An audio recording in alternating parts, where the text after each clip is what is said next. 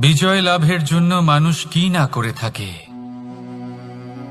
যে কোনো সম্ভাব্য প্রচেষ্টা করে, কিন্তু নিজের বিজয় লাভের জন্য বাজিতে যা ইচ্ছে তাই রেখে দেওয়া কি উচিত কাজ? কখনোই নয়।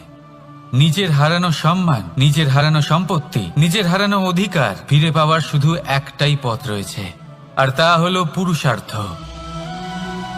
দ্রুতক্রিয়া নয়। যে মানুষ নিজেই হেরে গেছে, নিজেই নিজের জয়লাভ করার জন্য অন্য কাউকে কিভাবে বাজিতে রাখতে পারে? এ হলো সম্পূর্ণরূপে অনুচিত। অনেক সময় অনেক ধন লাভ করার জন্য, অনেক সম্পত্তি লাভ করার জন্য আমরা নিজের আসল ধন, আমাদের আপনজন, তাদেরকে হারিয়ে ফেলতেও প্রস্তুত হয়ে যাই। এটা একেবারেই উচিত নয়। যত বড়ই সংকট আসুক না কেন, আমাদের আপনজনদের আমাদের সাথেই রাখা উচিত। নিজের বিজয়ের জন্য ওনাদের বাজি রাখা ঠিক নয়। এই ভুল কেউ একজন করেছেন, আপনি তা ভুলেও করবেন না। রাধা রাধা। নারী জন্মসূত্রে কারোর কন্যা, ধর্মসূত্রে কারোর পত্নী, আর কর্মসূত্রে কারোর মা। আমাদের মনে এই ছবি আঁকা রয়েছে একজন নারীকে নিয়ে, তাই না? একটা অতুলনীয় ভূমিকা রয়েছে নারীদের আমাদের জীবনে, আর নারী ছাড়া আমরা কিছুই নই। কিন্তু অধিকার, সেখানে আমরা একটা ভুল করে বসি। যখন নারী একজন কন্যা থাকে, যখন সে জন্ম নেয়, তখন তার ওপর অধিকার থাকে তার পিতার। আর তারপর যখন বিয়ে হয়ে যায়, তখন তার অস্তিত্বের ওপর অধিকার থাকে তার স্বামীর। আর যখন তিনি মা হন, তখন নিজেই তিনি জীবনের সমস্ত অধিকার দিয়ে দেন তার সন্তানকে। কিন্তু আমরা কি কখনো এটা ভেবেছি এই জীবন হলো তার নিজের? যে নারী সবার কল্যাণ করছেন, তার জীবনের অধিকারও তার কাছেই থাকা উচিত, তাই না? তার নিজের জীবনের সিদ্ধান্ত সে নিজেই নিতে পারেন, নিজেই নিজের ভাগ্যের রচয়িতা হতে পারেন। আর এর জন্য আমাদের নিজেদের পাল্টাতে হবে, দৃষ্টিভঙ্গি পাল্টাতে হবে। কারণ এই ধারণা সেটা আজ বা কালকের ব্যাপার নয়, এটা ঘটে চলেছে বহু বছর ধরে, আর চলতেই থাকবে যদি আমরা এটা না বদলাই। আর এটা তখনই সম্ভব হবে যখন আমরা নিজেদের মধ্যে পরিবর্তন আনব। তাই আজকের পর থেকে, এই মুহূর্ত থেকে, কোনো নারীর ওপর অকারণ অধিকার স্থাপনের আগে সহস্রবার ভেবে দেখবেন। কারণ যখন নারী নিজের অধিকার কেড়ে নিতে বাধ্য হবেন, তখন শুধু এবং শুধুমাত্র বিনাশই ঘটবে। রাধা রাধা।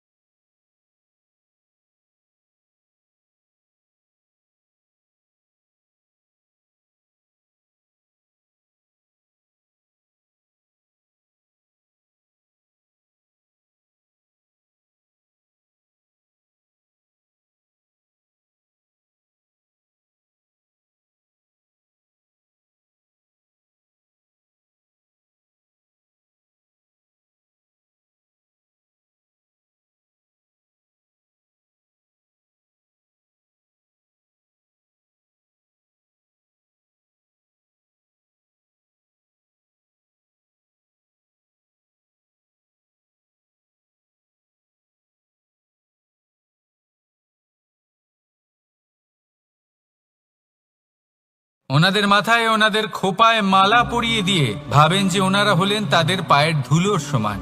একজন নারীর সম্মান ভঙ্গ করেন, তাদের দাসী মনে করেন।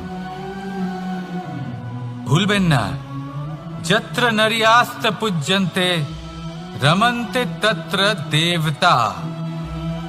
অর্থাৎ যেখানে নারীকে পুজো করা হয়, সেখানে ঈশ্বর বাস করেন। আর যেখানে নারীকে অপমান করা হয়, সেখানে ঈশ্বর এবং ভাগ্য এই দুই রুষ্ট হয়। মনে রাখবেন, যদি নারী কল্যাণকারী হতে পারেন তাহলে নারী মহাচণ্ডী রূপও ধারণ করতে পারেন। যদি একজন নারী মাতা হয়ে জন্মদান করতে পারেন তাহলে নারী মৃত্যু হয়ে বিনাশও করতে পারেন। যেখানে নারী অপমানিত হবেন সেখানে মহান ভারতও মহাভারতের পথে অগ্রসর হতে পারে। তাই মনে রাখবেন, নারীর অপমান যেন কখনোই না ঘটে। আর যদি কোথাও নারীর অপমান হয় তার অর্থ হলো আপনার বিনাশ আপনার দিকেই আসছে। আর এটা হলো তার প্রথম পদক্ষেপের প্রথম পদধ্বনি। রাধা রাধা। যদি সন্তান কোনো দুষ্কর্ম করে তাহলে সেই অপরাধ শুধু কি সেই সন্তানের? না, যদি সন্তান দুষ্কর্ম করে তাহলে অপরাধী তার মাতা পিতাও, যারা পুত্রমোহর কারণে সেই অনুচিত কাজে তাকে বাধা দেননি। অপরাধী হলেন তার পিতামহ, যিনি নিজের কর্তব্যবোধের কারণে নিজের পরিবারের যত্ন নেননি, যিনি সন্তানকে কখনো শাস্তি দেননি। অপরাধী হলেন তার সেই গুরুও, যিনি নিজের শিষ্যের সেই দুষ্কর্ম দেখেও তাকে প্রতিহতও করতে পারেননি। একজন হবু রাজার কর্তব্য হলো নিজের প্রজার কাছে সে যেন এক উদাহরণ প্রস্তুত করতে পারে। কিন্তু যদি এত অনুচিত উদাহরণ প্রস্তুত হয়ে থাকে তাহলে মা বাবার, বাড়ির বয়োজ্যেষ্ঠদের কর্তব্য হলো ওনারা যেন সেটা সেখানেই থামায়, হয় ভালোবেসে নয়তো শাস্তি দিয়ে। যদি না থামানো হয় তাহলে মহাভারত অবশ্যম্ভাবী। অনেক ব্যক্তির মনে একটা প্রশ্ন জাগে আমাকে আর রাধাকে নিয়ে। বলেন যে না আমি আর রাধা একসাথে থাকি, না আমাদের বিয়ে হয়েছে, আমি এখানে দ্বারকাতে ও ওখানে বর্ষণাতে, তাও এত ভালোবাসা কি করে? এ কেমন সম্পর্ক? আমি তাদের একটা সহজ কথা বলতে চাই। আপনি কখনো আয়নার দিকে দেখেছেন? নিজের দুই চোখের দিকে তাকিয়ে জিজ্ঞাসা করুন, এই দুই চোখ একসাথে কেন বন্ধ হয়, একসাথে কেন খোলে, একসাথে কেন ঘুমোয়, একসাথে কেন কাঁদে? আজীবন কোনো এক মানুষের সাথে সম্পর্ক রাখা অবশ্যই সম্ভব, তাদের সাথে দেখা না করে। আমার আর রাধার ভালোবাসাও কিছুটা এরকমই, আর কিছুটা এরকমই হয় ভালোবাসা দুই নয়নের মতো, যারা কখনোই মিলিত হবে না কিন্তু চিরকালের জন্য একসাথে জুড়ে থাকবে। এই অনুভূতি নিঃস্বার্থ হয়, আর এই নিঃস্বার্থ ভালোবাসা আপনাকে আনন্দের পথে অগ্রসর করে। জীবনে সবসময় নিঃস্বার্থভাবে ভালোবাসুন, শুধুমাত্র আনন্দই পাবেন। তাহলে আসুন আমার সাথে নিঃস্বার্থভাবে ভালোবেসে বলুন, রাধা রাধা। মানুষ, কোন ব্যক্তির নির্মাণ হয় কিভাবে?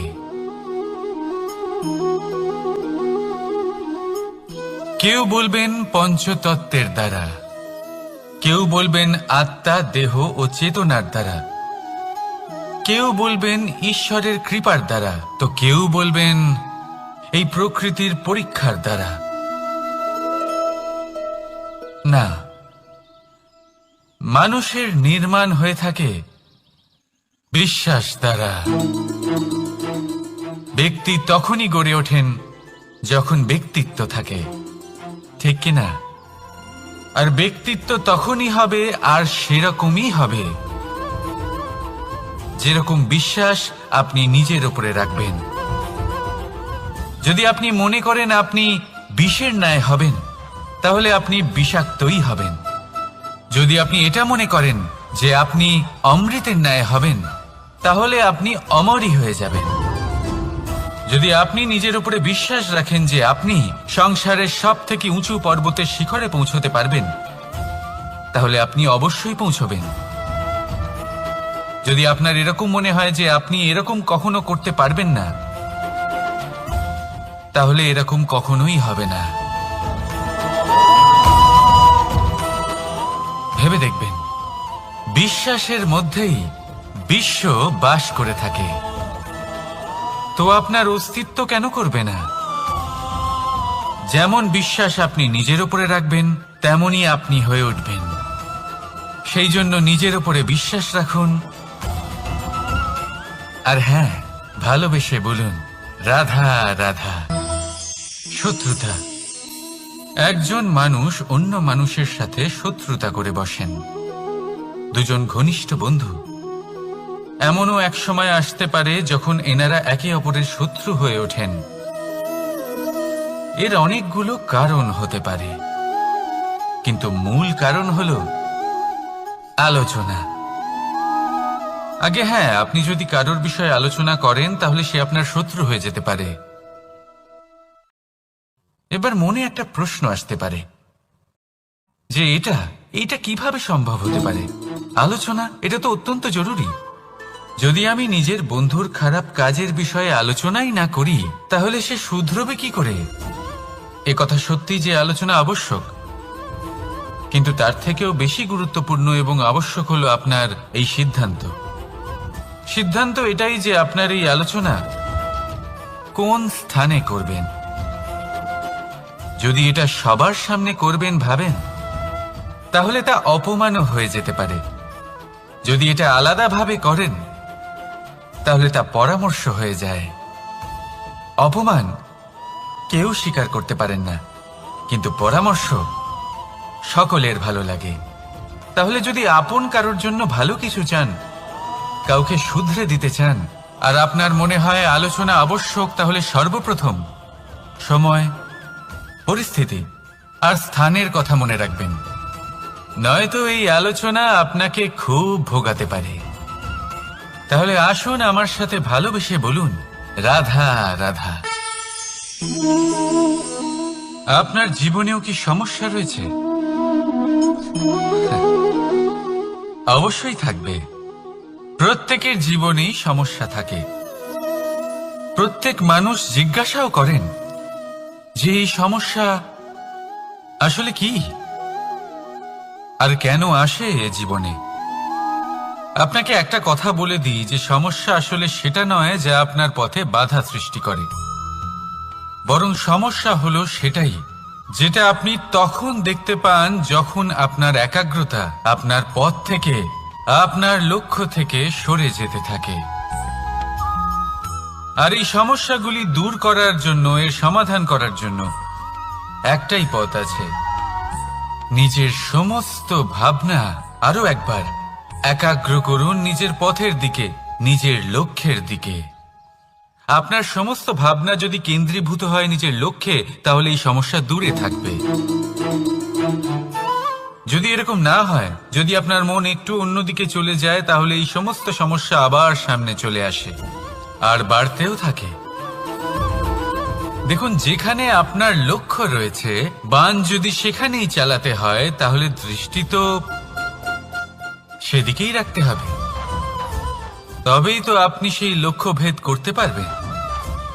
সেই জন্য মনে রাখবেন, সর্বদা লক্ষ্য রাখবেন নিজের পথে, সেই পথেই সামনে এগোতে থাকুন নিজের লক্ষ্যের দিকে। আপনি যত সামনে এগোতে থাকবেন এই সমস্যা তত পিছিয়ে যাবে। তাহলে আসুন আমার সাথে ভালোবেসে বলুন রাধা রাধা। এই পাখিরা সত্যি খুব সুন্দর, আমার খুব ভালো লাগে। আপনি নিশ্চয়ই শুনে থাকবেন যে কিছু পাখির কাছে ডানা অবশ্যই থাকে, কিন্তু উড়তে পারে না। তারা চায় উঁচু আকাশে উড়ে বেড়াতে এবং মেঘেদের সাথে কথা বলতে, করতেই পারে না। এবার এই সংসারেও পাওয়া যায় ঘুড়িও। এদের মধ্যে না জীবন আছে, না প্রাণ আছে, আর না আছে ডানা, কিন্তু এরা আকাশের সাথে কথা বলে, হাওয়ার বেগের সাথে কথা বলে, আনন্দ করে, উৎফুল্ল হয়ে ওঠে। আকাশে জীবনের কিছু মুহূর্ত কাটায়। তার কারণ কি হতে পারে? কারণ হলো সুতো। এই সুতো যদি সঠিক হাতে থাকে তাহলে এই কাগজের তৈরি ঘুড়িও আকাশের উচ্চতায় উড়ে বেড়াতে পারে। এবার এই সুতো আসলে কি? এই সুতো হলো আসলে ভালোবাসা, এই সুতো হলো আসলে বিশ্বাসের। আর এটা আপনি দিয়ে থাকেন তাদের হাতে যাদের আপনি বিশ্বাস করেন, যাদের আপনি নিজের সর্বস্ব দিয়ে দেন। ভেবে দেখুন, এই ভালোবাসা আর বিশ্বাসের সুতো আপনি যদি সঠিক মানুষের হাতে দিয়ে দেন তাহলে আপনি অনেক উচ্চতায় উঠতে পারবেন, আকাশের উচ্চতায় উড়ে বেড়াতে পারবেন, মেঘের সাথে কথা বলতে পারবেন, পাখিদের মতো উড়তে পারবেন, যা ইচ্ছে তাই করতে পারবেন। শুধু এই মানুষ সঠিক হতে হবে, এমন একজন মানুষ যার মনে আপনার জন্য ভালোবাসা রয়েছে, এমন এক মানুষ যার মনে কোনো স্বার্থ নেই, যিনি পরোপকারী, এমন একজন ব্যক্তি যিনি আপনার অস্তিত্বকে বাইরে নিয়ে আসতে পারবেন, তাকে উজ্জ্বল করে তুলবেন। তাহলে ভালোবাসুন, আনন্দ করতে থাকুন, আর এই আনন্দ সহকারে বলুন রাধা রাধা। আমরা সকলে এমন ব্যক্তির সাথে থাকতে চাই যারা খুব মিষ্টি কথা বলেন, যাদের ব্যবহার আমাদের ভালো লাগে, যারা দেখতে সুন্দর হন, যাদের আমরা পছন্দ করি। আর সবসময় এমন ব্যক্তির থেকে দূরে থাকতে চেষ্টা করি যাদেরকে আমরা পছন্দ করি না, যাদের কথা আমাদের খারাপ লাগে, যাদের কথা একটু কঠোর হয়। আমরা সবসময় চেষ্টা করি এদের থেকে দূরে থাকার, ঠিক কিনা? কিন্তু যদি বাস্তবটা দেখি তাহলে এই কঠোরতা জীবনে শান্তির প্রলেপ দেয়। ওষুধও একটু কড়াই হয়, কিন্তু এ কি করে? আমাদের সুস্থ করে তোলে। ঠিক সেইভাবেই ভালোবাসার এই অধ্যায় একটু কঠিন, একটু কড়াও মনে হতে পারে, কিন্তু এর ফল সবসময় আপনাদের স্বাস্থ্যের পক্ষে ভালোই হয়। সেই জন্য যদি কেউ আপনার নিন্দে করে, আপনাকে কড়া কথা শোনায়, আপনার ব্যাপারে আলোচনা করে, তার মানে এটা নয় যে সে আপনার শত্রু। হতে পারে তিনি আপনার বন্ধু হন, আপনার জন্য ভালো চান, আপনাকে শুধরে নিতে চান, আপনার মধ্যে কোনো পরিবর্তন দেখতে চান। সেই জন্য কখনো কারোর কথা শুনে বা কাউকে দেখে প্রাথমিকভাবে এই সিদ্ধান্ত নেবেন না যে তিনি আপনার শত্রু হন নাকি আপনার বন্ধু হন। এমনও শত্রু হয়ে থাকেন যে গুড়ের মতো মিষ্টি মিষ্টি কথা বলে আসলে আপনাকে বিষ পান করিয়ে দেবেন। আর এমনও বন্ধু থাকেন যারা আসলে নিমের মতো কড়া কথা বলেন কিন্তু আপনাকে অমৃত পান করান।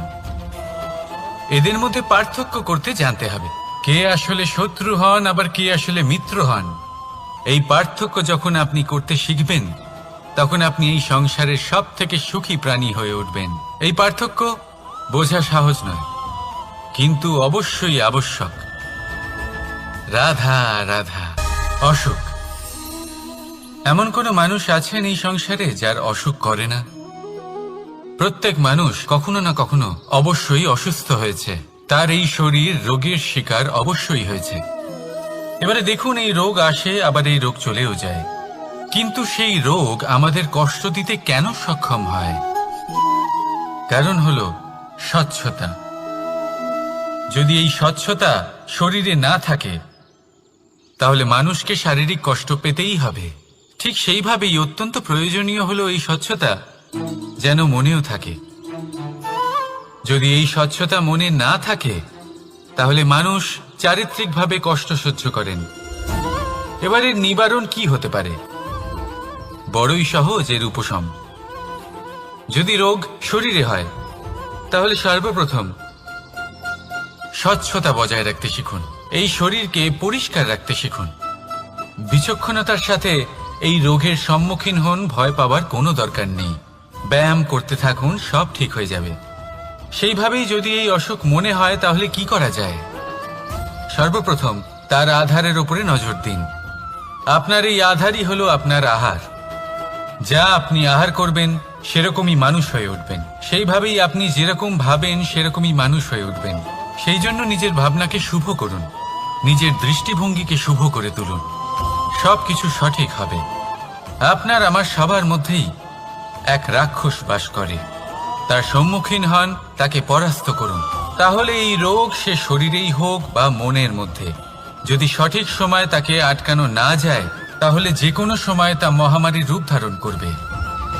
সেই জন্য সাবধানে থাকুন, সুস্থ থাকুন। তাহলে আসুন আমার সাথে ভালোবেসে বলুন, রাধা রাধা। বাজ পাখিকে পক্ষীরাজ বলা হয়। বাজের আয়ু হলো মোটামুটি 70 বছর।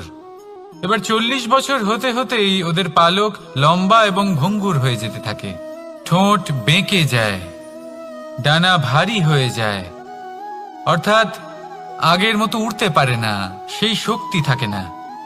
এবার সেই বাজ কি করবে? বাজ সব থেকে কঠিন নির্বাচন করে, নির্বাচন নিজের পুনর্স্থাপনার। সর্বপ্রথম একটা বিশাল পর্বতে যায়, একান্তে নিজের এক বাসস্থান তৈরি করে, আর তারপরে পাথরের সাথে নিজের ঠোঁট বারবার আঘাত করতে করতে সেই ঠোঁট ভেঙে ফেলে। তারপরে সে অপেক্ষা করে সেই ঠোঁট পুনর্নির্মাণ হওয়ার। তারপর সেটাই করে নিজের পালকের সাথে। তারপরে নিজের ডানা থেকে এক এক করে ভারী পালকগুলো ছিঁড়ে ফেলে দেয়। আর তারপর 150 দিনের এই যন্ত্রণা সহ্য করার পরে ও ফিরে পায় নিজের ওড়বার অনন্য ক্ষমতা, সেই শক্তি। আর তারপরে ও জীবনের পরবর্তী 30 বছর বাঁচে। কি বুঝলেন আপনি? যদি ইচ্ছে শক্তি থাকে তাহলে একজন দুর্বলও শক্তিশালী হতে পারে। আপনিও এটাই করুন, নিজের অতীতের যন্ত্রণার বোঝাগুলিকে ত্যাগ করুন আর কল্পনার খোলা আকাশে উন্মুক্ত হয়ে উড়ে বেড়ান। নিজের পুনর্স্থাপনা করুন, তবেই সর্বশ্রেষ্ঠ হতে পারবেন। আর মনে রাখবেন, এই ছোট ছোট পদক্ষেপই বড় বড় শিখরে পৌঁছে দিতে পারে। তাহলে আসুন আর আমার সাথে ভালোবেসে বলুন, রাধা রাধা। আপনি কি কখনো জলকে নিজের মুঠোতে ধরে রাখার চেষ্টা করেছেন? চলুন আজ করা যাক।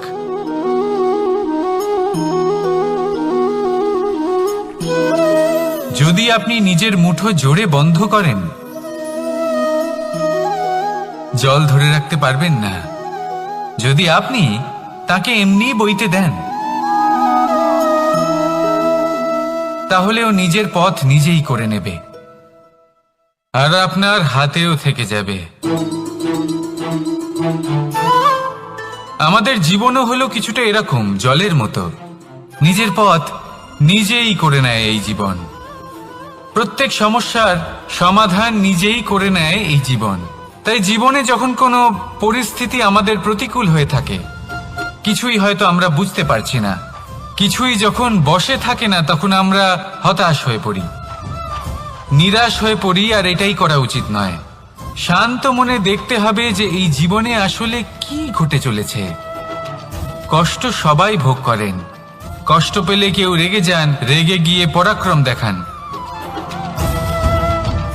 এটাই তো করা উচিত নয়। শান্ত মনে সেটাই করতে হবে যা জীবন আমাদের শেখাতে চাইছে। জীবন আমাদের সব শিখিয়ে দেবে, শুধু মনে রাখবেন কখন প্রয়াস করতে হবে আর কখন আমাদের প্রতীক্ষা করতে হবে, সেটা আগে আপনাকে বুঝতে হবে। তাহলে আসুন আমার সাথে ভালোবেসে বলুন, রাধা রাধা। বল, শক্তি, পরাক্রম এই সংসারের বিকাশের মূল। কিন্তু কখনো ভেবেছেন যে প্রকৃতি আমাদের এই বল, শক্তি, পরাক্রম কেন দিয়েছেন? যাতে আমরা জীবনে কারোর উদ্ধার করতে পারি, কাউকে সাহায্য করতে পারি, কারোর জন্য ভালো কিছু করতে পারি, কোনো গরিব অসহায় মানুষের জন্য কিছু করতে পারি। এই বল, এই শক্তির সদ্ব্যবহার করতে পারি। কখনো দেখেছেন এমন মানুষ যার কাছে অসীম শক্তি আছে, কিন্তু তার সাথেই অসম্ভব অহংকারও রয়েছে? যিনি নিজেকে সর্বশ্রেষ্ঠ বলে মনে করেন, খারাপ কাজও করেন। আপনি দেখবেন প্রকৃতি এবং মানুষ তাকে ভাঙতে সর্বদা চেষ্টা করেন। মনে রাখবেন, যতই সুবিশাল পর্বত হোক না কেন, তা যদি পথে পড়ে, তাকে ভেঙে পথ প্রশস্ত করা হয়। যদি আপনার কাছে বল থাকে, শক্তি থাকে, পরাক্রম থাকে, তাহলে তার সদ্ব্যবহার করুন, কাউকে সাহায্য করুন, কাউকে রক্ষা করুন। যদি আপনি আপনার শক্তির দুর্ব্যবহার করেন তাহলে মনে রাখবেন আপনি নিজের বিনাশ নিজেই আমন্ত্রণ করছেন। এবার বল অর্জন করার পরে, শক্তি অর্জন করার পরে আপনি নিজেকে বিনাশ করতে চান নাকি এই সংসারের উদ্ধার করতে চান, সিদ্ধান্ত আপনার। রাধা রাধা। মানুষ আর ধন, এই দুইয়ের মধ্যে সম্পর্ক খুব ঘনিষ্ঠ। ধন হলো সেই শক্তি যার ব্যবহার মানুষ করে থাকে সাংসারিক বস্তু ক্রয় করার জন্য, নিজের জীবন যাপন করার জন্য। আর মানুষ হলো সেই শক্তি যারা ধনকে গুরুত্বপূর্ণ করে তোলেন। এবার একটা কথা বলি, ব্যবহার করা উচিত ধনকে আর ভালোবাসা উচিত মানুষকে। এটা বেশিরভাগ মানুষই বোঝেন না। মানুষ এখানেই সব থেকে বড় ভুল করে বসেন। তারা ভালোবাসেন ধনকে আর ব্যবহার করেন মানুষকে। এ হলো অনুচিত। দেখুন, আপনি একটা সূচের দ্বারা যুদ্ধ করতে পারবেন না, আর কোনো তলোয়ার দ্বারা বস্ত্র সেলাই করতে পারবেন না, তাই না? কোনটা কিসের জন্য হয় সেটা বোঝা অত্যন্ত জরুরি। আপনিও সঠিক দিকে অগ্রসর হন। মানুষকে ভালোবাসুন আর ধনকে ব্যবহার করুন। যদি আপনি মানুষকে ব্যবহার করেন তাহলে আপনি ভালোবেসে ফেলবেন ধনকে, আর এই ভালোবাসা ধীরে ধীরে পরিণত হবে লোভে, আর ধীরে ধীরে এটা আপনাকে বিনাশ করে দেবে। তাহলে সমস্ত মানুষকে ভালোবাসুন আর এইভাবে ভালোবেসে বলুন, রাধা রাধা। সাফল্য কে না চান? সাফল্য লাভ করার, শিখরে পৌঁছানোর আলাদাই একটা আনন্দ রয়েছে। আর আপনজনদেরও কে না চান? প্রত্যেক মানুষ চান যেন জীবনে তার কোনো আপনজন থাকে যারা সবসময় তাদের সাথে থাকবে, কারণ আপনজনের সাথেই তো সাফল্যের আনন্দ সব থেকে বেশি পাওয়া যায়। কিন্তু আসলে কি হয়, অনেক সময় সাফল্যের খোঁজে সেই পথে চলতে চলতে আমরা আপনদের থেকে দূরে চলে যাই।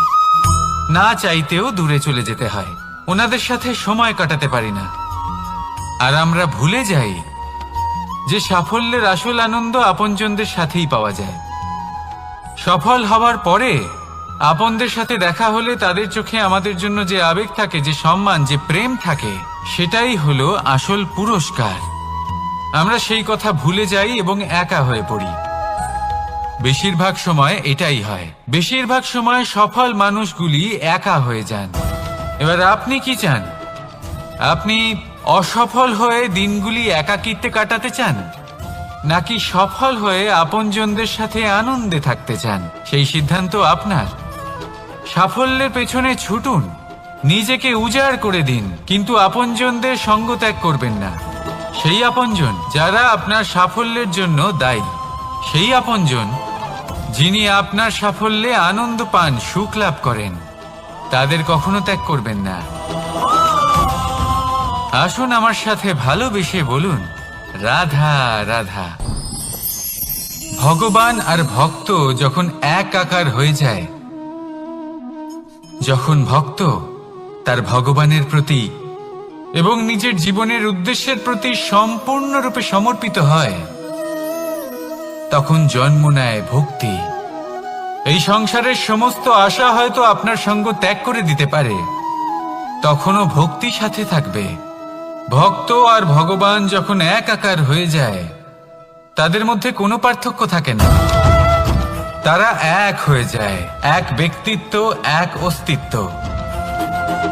সেই জন্য কখনো জীবনে যে কোনো রূপেই, যে কোনো প্রকারেই, যে কোনো ঈশ্বরকে মান্য করুন। মনের মধ্যে শ্রদ্ধা ভাব জাগ্রত করুন, মনে ভক্তি ভাব জাগ্রত করুন। এই সমগ্র সংসারে সব কিছু আপনাকে ছেড়ে চলে গেলেও তখনও এই ভক্তি শুধুমাত্র আপনার উত্থান ঘটাবে। তাই মনে ভক্তি জাগ্রত করুন আর আমার সাথে ভালোবেসে বলুন, রাধা রাধা। শব্দই হলো শূন্য, শব্দই হলো আরম্ভ, শব্দই হলো অন্ত, শব্দই হলো অমর, শব্দই হলো ব্রহ্ম। এই শব্দ হলো অত্যন্ত বিশেষ। কেউ কাঁদলে তাকে হাসিয়ে তোলে, কেউ হাসলে তাকে কাঁদিয়ে দেয়।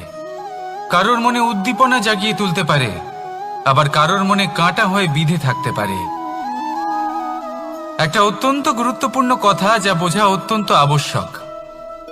আপনার মন, আপনার হৃদয় যতই শুদ্ধ হোক না কেন, যতই পবিত্র হোক না কেন, আপনার দৃষ্টিভঙ্গি যতই স্পষ্ট হোক না কেন, যদি আপনার কথা পবিত্র না হয়, যদি আপনার শব্দ শুদ্ধ না হয়, তাহলে তা আপনাকে আপনার কর্মফল ভোগ করতে বাধ্য করবেই।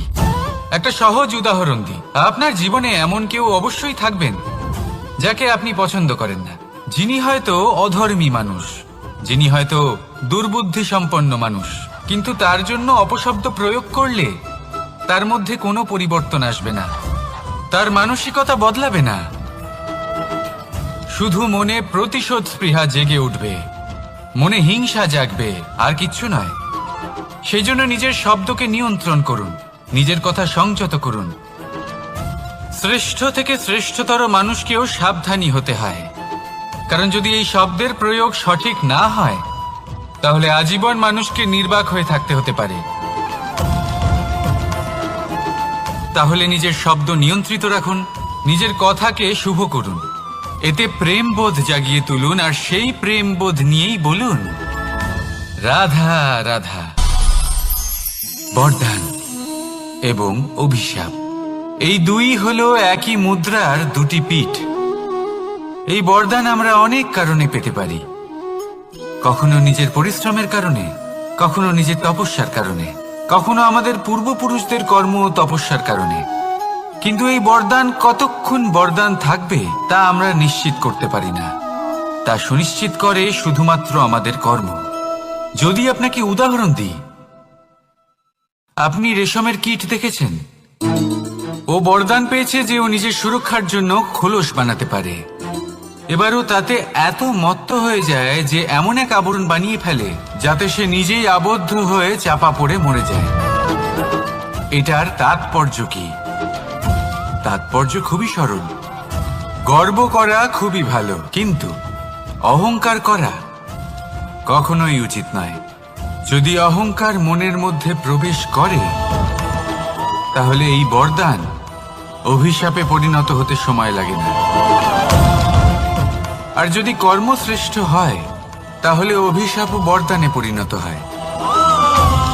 তাহলে আসুন শ্রেষ্ঠ কর্ম করুন, আর আমার সাথে ভালোবেসে বলুন রাধা রাধা। সুখ, দুঃখ, মৃত্যু, মহামারী, এগুলো কখনো বলে আসে না, আবার জিজ্ঞাসা করেও আসে না। এমনই হয় দ্রুত ক্রীড়ার এই খেলায়। এক কারাগারের মতো, একটা মাকড়সার জালের মতো। যেমন একটা মাকড়সার জাল একটা পোকাকে নিজের দিকে আসতে আকর্ষিত করে, নিজের চমকের দ্বারা, নিজের গঠন দ্বারা। সেরকমই দ্রুত ক্রীড়ার এই খেলা মানুষকে নিজের দিকে আসতে প্ররোচিত করে। শেষে গিয়ে মানুষ আটকা পড়ে। পার্থক্য শুধু এটাই, যখন এক পোকা এই জালে জড়িয়ে পড়ে তখন সে তার প্রাণ হারায়। মানুষ যখন এই দ্রুত ক্রীড়ায় আকর্ষিত হয়, সে নিজের মান, নিজের ধন সব কিছু হারায়, নিজের বিবেক হারিয়ে ফেলে। কিন্তু আপনি আপনার বিবেক কখনোই হারাবেন না। যদি আপনার মনে লোভ চলে আসে, আপনি লোভী হয়ে ওঠেন। যদি আপনি দ্রুত ক্রীড়ার এই খেলায় আটকা পড়েন, তাহলে মনে রাখবেন এই খেলা থেকে ফিরে আসা প্রায় অসম্ভবই বলা যায়।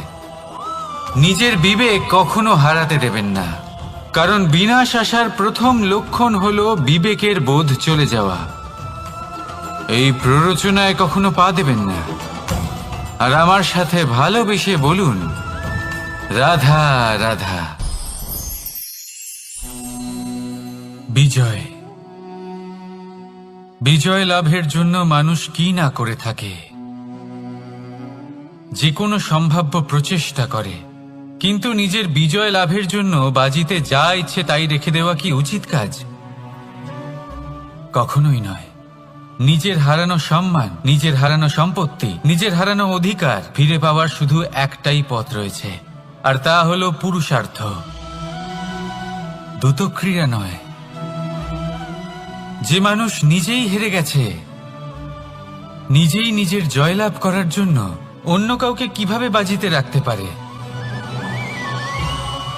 এ হলো সম্পূর্ণরূপে অনুচিত। অনেক সময় অনেক ধন লাভ করার জন্য, অনেক সম্পত্তি লাভ করার জন্য আমরা নিজের আসল ধন, আমাদের আপনজন, তাদেরকে হারিয়ে ফেলতেও প্রস্তুত হয়ে যাই। এটা একেবারেই উচিত নয়। যত বড়ই সংকট আসুক না কেন, আমাদের আপনজনদের আমাদের সাথেই রাখা উচিত। নিজের বিজয়ের জন্য ওনাদের বাজি রাখা ঠিক নয়। এই ভুল কেউ একজন করেছেন, আপনি তা ভুলেও করবেন না। রাধা রাধা। নারী জন্মসূত্রে কারোর কন্যা, ধর্মসূত্রে কারোর পত্নী, আর কর্মসূত্রে কারোর মা। আমাদের মনে এই ছবি আঁকা রয়েছে একজন নারীকে নিয়ে, তাই না? একটা অতুলনীয় ভূমিকা রয়েছে নারীদের আমাদের জীবনে, আর নারী ছাড়া আমরা কিছুই নই। কিন্তু অধিকার, সেখানে আমরা একটা ভুল করে বসি। যখন নারী একজন কন্যা থাকে, যখন সে জন্ম নেয়, তখন তার ওপর অধিকার থাকে তার পিতার। আর তারপর যখন বিয়ে হয়ে যায়, তখন তার অস্তিত্বের উপর অধিকার থাকে তার স্বামীর। আর যখন তিনি মা হন, তখন নিজেই তিনি জীবনের সমস্ত অধিকার দিয়ে দেন তার সন্তানকে। কিন্তু আমরা কি কখনো এটা ভেবেছি এই জীবন হলো তার নিজের? যে নারী সবার কল্যাণ করছেন, তার জীবনের অধিকারও তার কাছেই থাকা উচিত, তাই না? তার নিজের জীবনের সিদ্ধান্ত সে নিজেই নিতে পারেন, নিজেই নিজের ভাগ্যের রচয়িতা হতে পারেন। আর এর জন্য আমাদের নিজেদের পাল্টাতে হবে, দৃষ্টিভঙ্গি পাল্টাতে হবে। কারণ এই ধারণা সেটা আজ বা কালকের ব্যাপার নয়, এটা ঘটে চলেছে বহু বছর ধরে আর চলতেই থাকবে যদি আমরা এটা না বদলাই। আর এটা তখনই সম্ভব হবে যখন আমরা নিজেদের মধ্যে পরিবর্তন আনব। তাই আজকের পর থেকে, এই মুহূর্ত থেকে, কোনো নারীর ওপর অকারণ অধিকার স্থাপনের আগে সহস্রবার ভেবে দেখবেন। কারণ যখন নারী নিজের অধিকার কেড়ে নিতে বাধ্য হবেন, তখন শুধু এবং শুধুমাত্র বিনাশই ঘটবে। রাধা রাধা।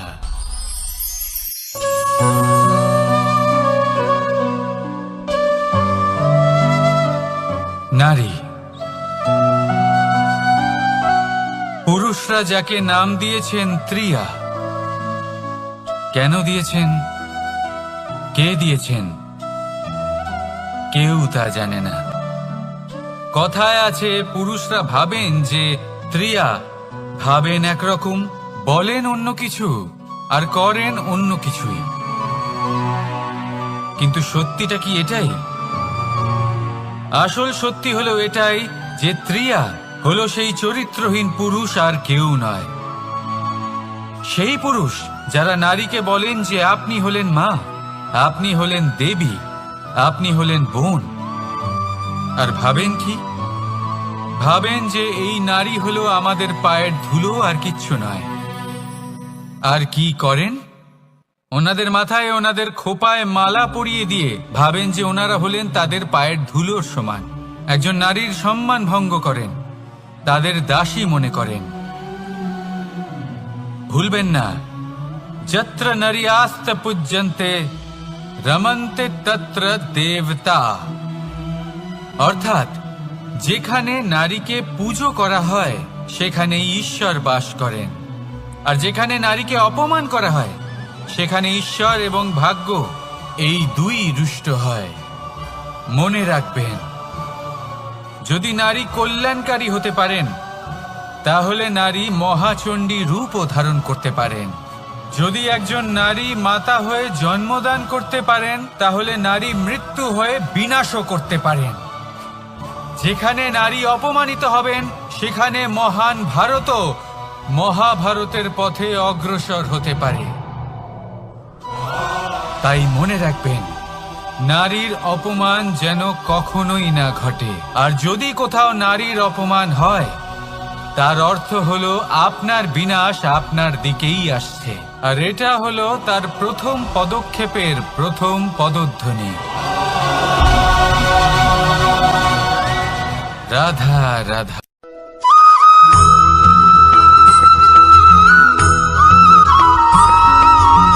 এই সংসারে সব থেকে বড় ব্যক্তি কে? আপনি বলবেন এ কেমন ধরনের প্রশ্ন, কিন্তু এটা হলো সব থেকে উচিত প্রশ্ন। কেউ এর উত্তর দেবে যে সেই মহাপ্রতাপী রাজা, তিনি হলেন সব থেকে বড় ব্যক্তি, সেই বড় রাজনীতিবিদ, তিনিই সব থেকে বড় ব্যক্তি। আমি আপনাকে জানাই যে সংসারের সব থেকে বড় ব্যক্তি হলেন তিনি, যার সাথে দেখা করলে আপনি নিজেকে ছোট মনে করবেন না। কোনো ব্যক্তি যিনি সব থেকে বেশি শক্তিশালী, আপনি যদি তার সামনে যান তাহলে উনি আপনার অন্তরের শক্তিকে বাইরে বের করে আনবে, আপনার অন্তরে লুকিয়ে থাকা শক্তিকে জাগ্রত করতে প্রেরণা প্রদান করবে। তিনি হলেন বড় ব্যক্তি, তিনি হলেন মহান ব্যক্তি। তিনি নন যিনি নিজের বল এবং ঐশ্বর্য দ্বারা আপনাকে তার সামনে ছোট প্রমাণ করবেন। এবং সেই জন্য মহাদেব আমার আরাধ্য হলেন আমার খুব প্রিয়। কারণ রাজা হোক বা ফকির, কেউ যদি ওনার সামনে যান তাহলে সে নিজেকে ছোট মনে করেন না। আপনিও যদি জীবনে অনেক বড় হতে চান তাহলে কাউকে কখনো নিজেকে ছোট মনে করতে দেবেন না। তার অন্তরে বড় হয়ে ওঠার প্রেরণা প্রদান করুন। আসুন আমার সাথে ভালোবেসে বলুন, রাধা রাধা।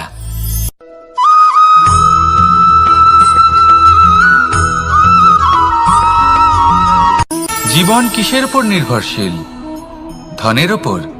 বৈভবের অনুভব যদি আপনি করতে চান তাহলে তা পাবেন শুধু একতার দ্বারা, সংগঠনের দ্বারা।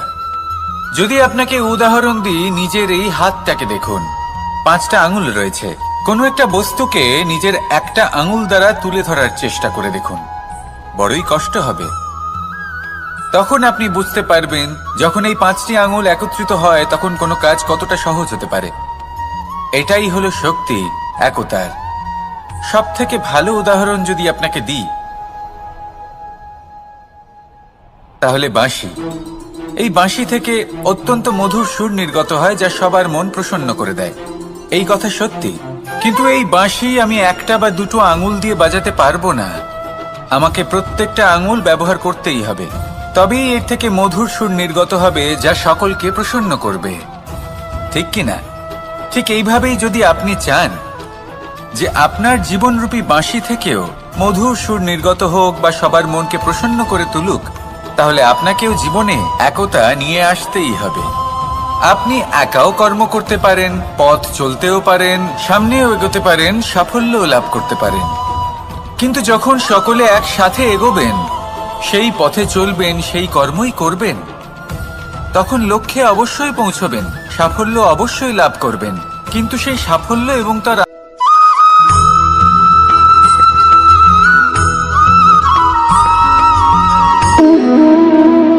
সম্পর্ক হলো আমাদের জীবনের একটি আধার। কিছু সম্পর্ক এমন যা আমরা জন্মসূত্রে লাভ করি, যেমন পরিবার, মা, বাবা। কিছু সম্পর্ক আছে যা আমরা জীবনে অর্জন করে থাকি, তা সে প্রেমের হোক, স্নেহের হোক বা বন্ধুত্বের।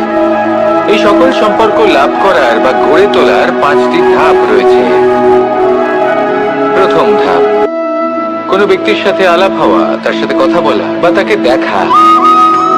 দ্বিতীয় ধাপ, সে ব্যক্তিকে আমাদের ভালো লাগা। তৃতীয় ধাপ, আমাদের এটা চাইতে শুরু করা যে জীবনে এই ব্যক্তি যেন আমাদের বন্ধু হন, আমাদের জীবনে থাকেন, বা আমাদের কাউকে ভালোবেসে ফেলা। আর এটা আমাদের ভাবা বা চাওয়া যে সেই ব্যক্তি যেন আজীবন আমার সাথে থাকেন, আমার জীবনে আমার সাথী হয়ে। চতুর্থ ধাপ, লাভ করা। এবার এই ধাপটি অনেক মানুষের পক্ষেই খুবই সরল হয়, বড়ই সরলভাবে নিজেদের সঙ্গীকে লাভ করে থাকেন। কিছু মানুষের জন্য এই ধাপ অত্যন্ত কঠিন হয়ে থাকে। অনেক প্রতিকূল পরিস্থিতির উপর জয়লাভ করে তারা সঙ্গীকে লাভ করেন, কিন্তু লাভ অবশ্যই করেন। এরপরে আসে পঞ্চম, অন্তিম এবং সব থেকে গুরুত্বপূর্ণ ধাপ। সেটা হলো সেই সম্পর্ক পালন করা। এটা হলো এমন এক বিষয় যা প্রত্যেক মানুষের শেখা উচিত।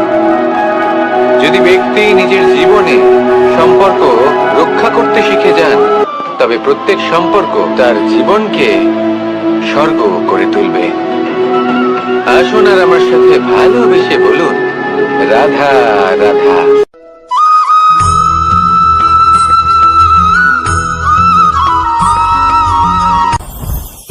জীবনে কিছু শেখা অত্যন্ত গুরুত্বপূর্ণ।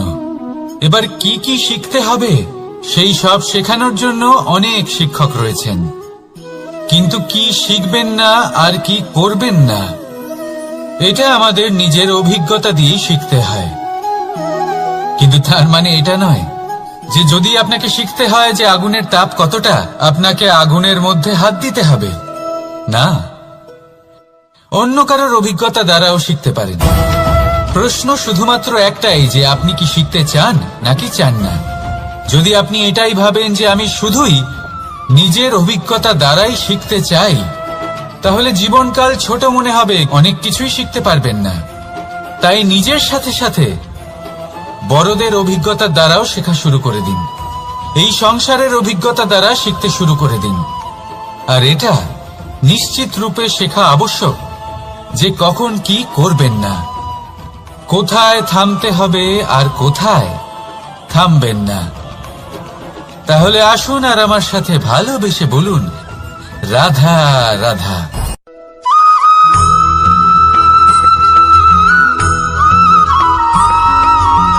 ভালো, শুধু ওনাদের কঠোর ব্যবহার দেখলে আমরা একটু ভয় পেয়ে যাই।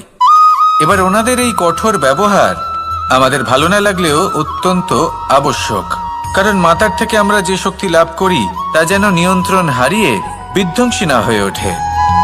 আমরা যেন কোনো কুপথে না চলে যাই, আমরা কখনো যেন দোষ না করে ফেলি। শুধু সেই জন্য পিতা এবং গুরু একটু কঠোর হয়ে ওঠেন, এবং ওনাদের এই কঠোর আচরণ ভবিষ্যতে গিয়ে আমরা অবশ্যই বুঝতে পারি। জীবনে কিছু বছর আমরা এগিয়ে যাই আর তারপর আমরা বুঝতে পারি যে বাবা এবং গুরু আমাদের যথেষ্ট ভালোবাসতেন, কিন্তু ওনাদের ভালোবাসার বহিঃপ্রকাশ আলাদা। প্রয়োজনীয় হলো এটা দেখার, এটা বোঝার যে শুরু থেকে আমাদের প্রতি ওনাদের আচরণ কেমন ছিল। ওনাদের কঠোর হওয়ার পেছনে ওনাদের ভালোবাসাটা বোঝার চেষ্টা করুন, ওনাদের চিন্তাটা বোঝার চেষ্টা করুন, ওনাদের পথপ্রদর্শনের আড়ালে আপনার ভবিষ্যতের জন্য যে পরিকল্পনা ওনারা করেছেন সেটা বোঝার চেষ্টা করুন। তখন আপনারা বুঝতে পারবেন ওনাদের ভালোবাসাকে। আপনার মনের মধ্যে আপনা থেকেই ওনাদের প্রতি সম্মান জেগে উঠবে।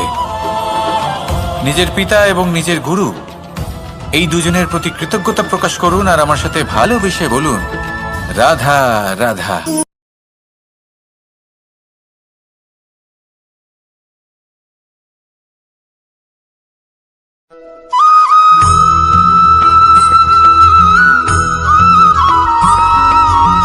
পঞ্চতত্ত্বের মধ্যে দ্বিতীয় তত্ত্ব হল ধরণী, ভূমি, যাকে আমরা ধরণী মাতা বলি।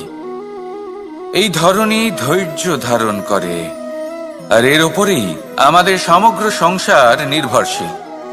কারণ এই ভূমি সহ্য ক্ষমতা রাখে, এর সহ্য ক্ষমতা হল অপরিসীম। সন্তান যতই আঘাত প্রদান করুক না কেন প্রেম পূর্বক সহ্য করে, আর তার বদলে অমূল্য রত্ন প্রদান করে। সন্তান যদি হাল চালায় তাহলে তার বদলে তাকে অন্ন প্রদান করে। এটাই হলো ধরণী।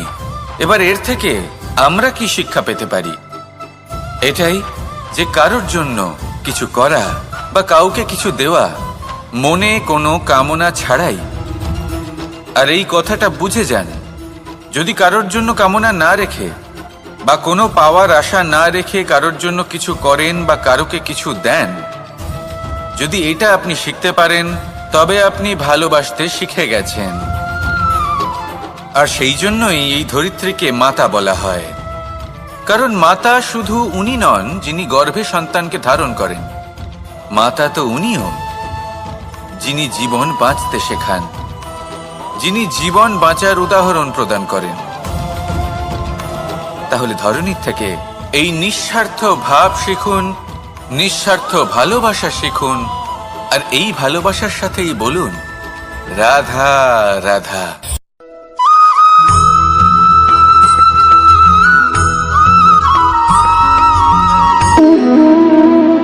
সম্পর্ক হলো আমাদের জীবনের একটি আধার। কিছু সম্পর্ক এমন যা আমরা জন্মসূত্রে লাভ করি, যেমন পরিবার, মা, বাবা। কিছু সম্পর্ক আছে যা আমরা জীবনে অর্জন করে থাকি, তা সে প্রেমের হোক, স্নেহের হোক বা বন্ধুত্বের। এই সকল সম্পর্ক লাভ করার বা গড়ে তোলার 5টি ধাপ রয়েছে। প্রথম ধাপ, কোনো ব্যক্তির সাথে আলাপ হওয়া, তার সাথে কথা বলা বা তাকে দেখা। দ্বিতীয় ধাপ, সে ব্যক্তিকে আমাদের ভালো লাগা। তৃতীয় ধাপ, আমাদের এটা চাইতে শুরু করা যে জীবনে এই ব্যক্তি যেন আমাদের বন্ধু হন, আমাদের জীবনে থাকেন, বা আমাদের কাউকে ভালোবেসে ফেলা। আর এটা আমাদের ভাবা বা চাওয়া যে সেই ব্যক্তি যেন আজীবন আমার সাথে থাকেন, আমার জীবনে আমার সাথী হয়ে। চতুর্থ ধাপ, লাভ করা। এবার এই ধাপটি অনেক মানুষের পক্ষেই খুবই সরল হয়, বড়ই সরল ভাবে নিজেদের সঙ্গীকে লাভ করে থাকেন। কিছু মানুষের জন্য এই ধাপ অত্যন্ত কঠিন হয়ে থাকে। অনেক প্রতিকূল পরিস্থিতির উপর জয়লাভ করে তারা সঙ্গীকে লাভ করেন, কিন্তু লাভ অবশ্যই করেন। এরপরে আসে পঞ্চম, অন্তিম এবং সব থেকে গুরুত্বপূর্ণ ধাপ। সেটা হলো সেই সম্পর্ক পালন করা। এটা হলো এমন এক বিষয় যা প্রত্যেক মানুষের শেখা উচিত।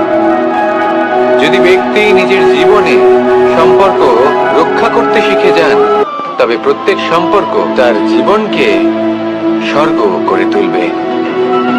আসুন আর আমার সাথে ভালোবেসে বলুন, রাধা রাধা।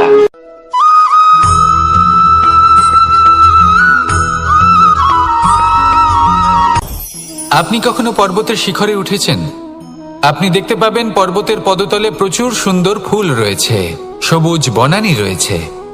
যত আপনি ওপরে উঠতে থাকবেন তত ফুল কমতে থাকবে, সবুজ বনানী কমতে থাকবে। আরো কিছুটা ওপরে উঠলে কাঁটা জাতীয় গাছ দেখতে পাবেন, শুকনো গাছ দেখতে পাবেন।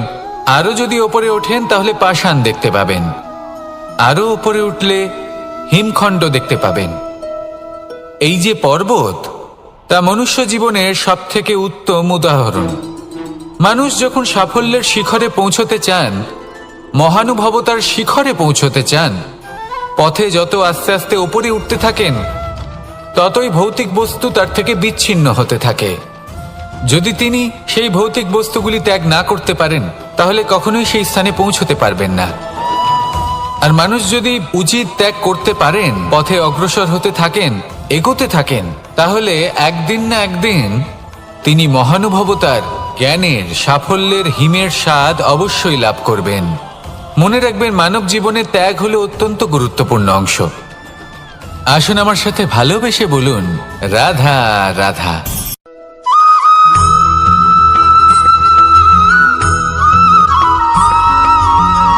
মানুষের মানসিকতা এমন হয় যে সে যতটা করে আশা করে যে তার থেকে অনেক বেশি তার বদলে সে পাবে। দেখুন, সবকিছুই আপনার ভাবনা চিন্তার উপর নির্ভর করছে।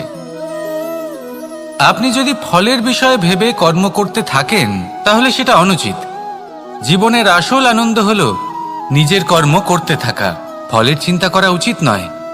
যদি আপনি এরকম ভাবেন যে আমি এতটা করছি, আমার এতটা পাওয়া উচিত, সেই ভাবনা অনুচিত। যদি আপনি সেবার মানসিকতা নিয়ে কর্ম করতে থাকেন, কর্মচক্রে প্রবাহিত হন, যদি আপনি এমন ভাবনা রাখেন যে আমি এতটা পাচ্ছি, তাই এর থেকে অনেক বেশি আমি কর্ম করব, তাহলে নিশ্চিতরূপে আপনি যতটা করছেন তার থেকে অনেক বেশি আপনি পাবেন। আপনার আশার থেকে অনেক বেশি আপনি পাবেন। শুধু জীবনে অনেক বেশি কাজ করতে থাকুন, ফলের চিন্তা করবেন না। আর মনে রাখবেন, এই ভাবনাই সব থেকে বড় বীজ। কর্মের উপর বিশ্বাস রাখুন, জীবনে যা যা আপনি চান সবই সুখময় হবে। আসুন আর আমার সাথে ভালোবেসে বলুন, রাধা রাধা।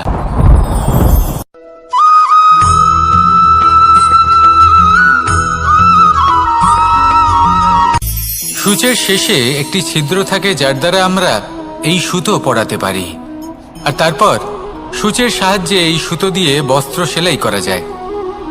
কিন্তু যদি সুতোটা সোজা করে ধরা না হয়, তাহলে সূচে কখনো এই সুতো পরানোই সম্ভব নয়। যদি এতে কোনো গিঁট পড়ে তখন তা কখনোই এই ছিদ্র দ্বারা প্রবেশ করা সম্ভব নয়। ঠিক এইভাবেই যদি আপনি কারোর জীবনে প্রবেশ করতে চান, কারোর অন্তরে প্রবেশ করতে চান, তাহলে আপনাকেও সহজ থাকতে হবে। এতে কোনো গিঁট থাকলে চলবে না, অর্থাৎ মনে যাতে কোনো মালিন্য না থাকে, যেন কোনো কুচিন্তা না থাকে। যদি এসব থাকে তাহলে আপনি কখনো কারোর জীবনে প্রবেশ করতে পারবেন না। আর যদি কোনোভাবে আপনি প্রবেশ করেও যান তাহলে তার মনে ঘর করতে পারবেন না।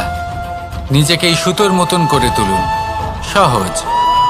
মনে যেন কোনো কুচিন্তা না থাকে, সবার প্রতি যেন সদ্ভাবনা থাকে, শুভ চিন্তা থাকে।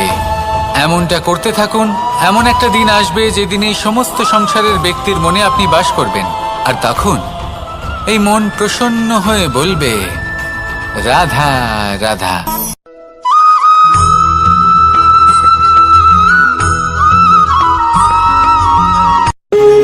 যখন মানুষের মৃত্যু হয় তখন কি হয়? অনেক সংখ্যক মানুষ শোক পালন করতে চলে আসেন। যে ব্যক্তি মৃত্যু লাভ করেছেন তার অনেক বস্তু থাকে যেগুলো তার প্রিয়, যেগুলো তিনি ব্যবহার করেছেন।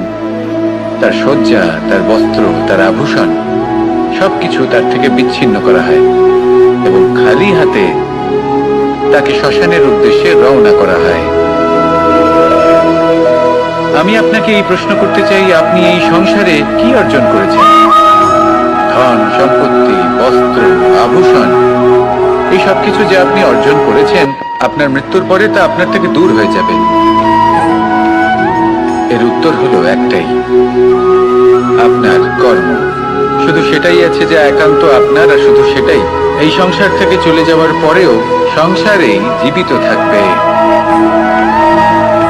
যদি আপনি দুষ্কর্ম করেন তাহলে এই সংসার আপনাকে একটি অনুচিত উদাহরণ হিসেবে মনে রাখবে যে এই ব্যক্তি খুব পাপী ছিল, অনুচিত কর্ম করতেন। যে পথে তিনি চলেছেন সেই পথে কারোর চলা উচিত নয়। সেখানেই যদি আপনি সৎকর্ম করেন তাহলে সংসার চিরকাল এটাই বলবে যে খুব ভালো মানুষ ছিলেন, সবাইকে ভালোবাসতেন, সবাইকে সাহায্য করতেন, আমার খুব প্রিয় মানুষ ছিলেন। এটাই হলো শ্রেষ্ঠ কর্ম। সেই জন্য জীবনে শুধুমাত্র ধন সম্পত্তি, আভূষণ এই সব অর্জন করতে গিয়ে নিজের মনোনিবেশ করবেন না। শ্রেষ্ঠ কর্ম করুন। সংসার থেকে চলে যাওয়ার পরেও এই কর্মই এই সংসারে আপনাকে জীবিত রাখবে। আসুন আমার সাথে ভালোবেসে বলুন, রাধা রাধা।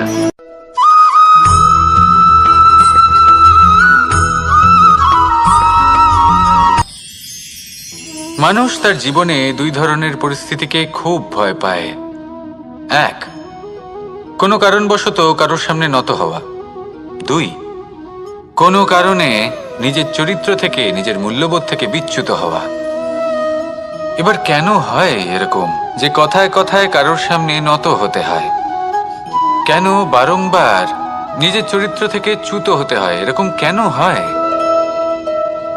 এটা তখনই হয় যখন আমাদের শিক্ষা এবং মূল্যবোধের অভাব থাকে। যদি মানুষের মধ্যে প্রকৃত শিক্ষা থাকে তাহলে এই সংসারে কোনো সময় এবং কারোর সামনেই নত হওয়ার কোনো প্রয়োজন নেই। যদি মানুষের মধ্যে মূল্যবোধ থাকে তাহলে তাকে নিজের মূল্যবোধ বা চরিত্র থেকে বিচ্যুত হতে হয় না, তা সে যাই হয়ে যাক না কেন। কোনো বালককে যদি জন্ম থেকেই সুশিক্ষার অধিকারী করা হয়, শিক্ষিত করা হয়, মূল্যবোধের অধিকারী করা হয়, তবে সে এই সংসারে এমন কর্ম করবে যাতে সে নিজেকে, নিজের পরিবারকে, সমগ্র সমাজকে গর্বিত করতে পারে। শিক্ষা লাভ করুন, মূল্যবোধ লাভ করুন এবং আমার সাথে ভালোবেসে বলুন, রাধা রাধা।